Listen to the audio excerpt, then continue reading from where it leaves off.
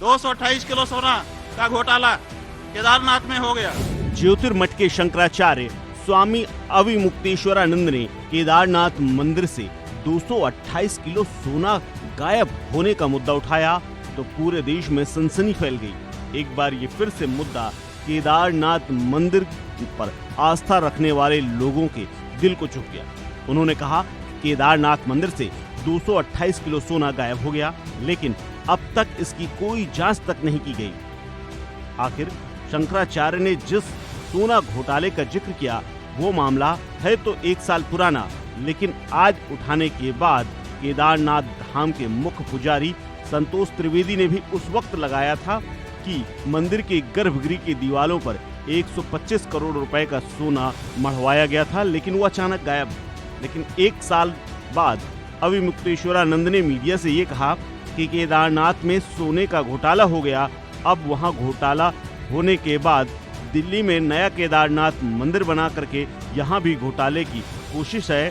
228 kilo सोना केदारनाथ से गायब कर दिया गया, कोई सरकार ने जांच तक नहीं कराई।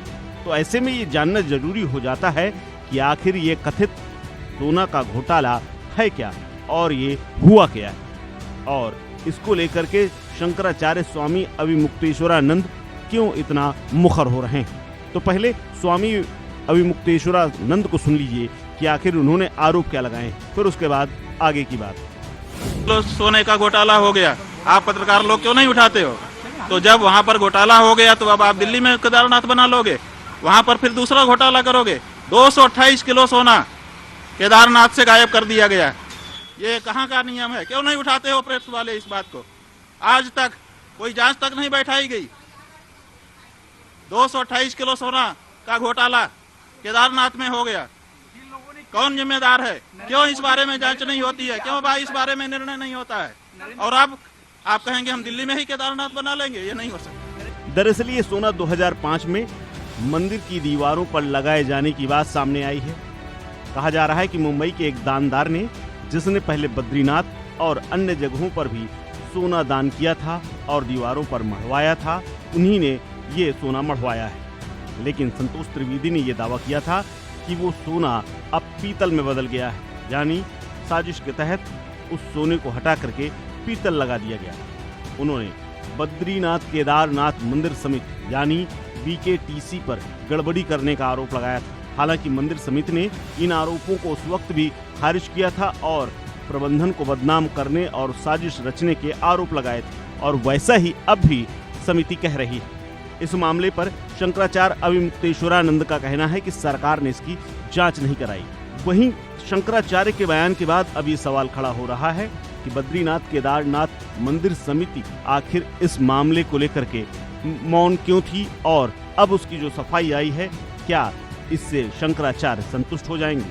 दरअसल मंदिर समिति के अध्यक्ष अजयेंद्र अजय ने शंकराचार्य पर सनसनी फैलाने का और कांग्रेसी होने तक के आरोप लगा दिए। उन्होंने कहा कि स्वामी अविमुक्तेश्वरानंद की आदत है कि रोज वो प्रेस कॉन्फ्रेंस करें, आरोप लगाएं और उन्हें चर्चा में रहने की आदत है। लेकिन दरअसल सोने का घोटाला है क्या, उसको लेकर के मंदिर समिति के अध्यक्ष क्या कह रहे हैं वो बेहद इम्पोर्टेंट है। कि जो केदारनाथ धाम के गर्भगृह में जो दानी दाता द्वारा जो स्वर्ण लगाया गया है उसके लगभग वो 23 किलोग्राम के करीब है।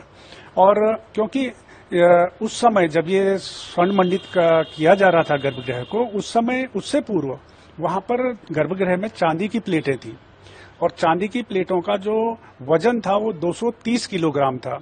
तो मीडिया के कुछ लोगों द्वारा ये अनुमान लगाया गया कि चांदी की प्लेटें 230 किलोग्राम की हैं, तो स्वाभाविक रूप से सोने की प्लेटों का वजन भी 230 किलोग्राम होगा।